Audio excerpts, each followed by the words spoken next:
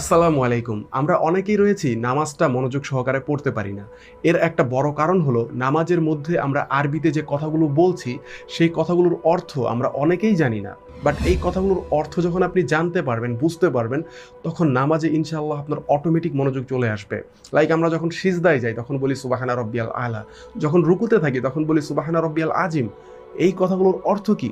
এই কথাগুলোর অর্থ সাধারণত পরিবার থেকে আমাদেরকে কখনোই শেখানো হয় না। তো আজকের এই ভিডিওতে আমি এই কথাগুলোর অর্থ আপনাদেরকে বলবো এবং চমৎকার কিছু বিষয় আপনারা বুঝতে পারবেন এবং নামাজে ইনশাল্লাহ অনেক বেশি মনোযোগী হতে পারবেন। সো শুরু করি। নামাজটা আমরা শুরু করি আল্লাহু আকবার বলে। আল্লাহু আকবার বলে আমরা হাতটা বাঁধি।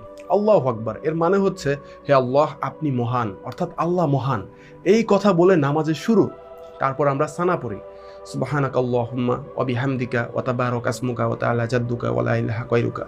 এর অর্থ হলো হে আল্লাহ তুমি পাক পবিত্র, তোমার জন্যই সকল প্রশংসা।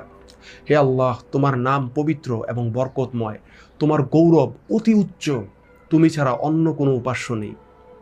এই কথাটা বলার পর আমরা আউযুবিল্লাহ বিসমিল্লাহ বলে সূরা ফাতিহা তার সাথে অন্য একটি সূরা পড়তে থাকি। আউযুবিল্লাহি মিনাশ শাইতানির রাজিম, অর্থাৎ আমি বিতাড়িত শয়তান থেকে আল্লাহর কাছে আশ্রয় প্রার্থনা করছি।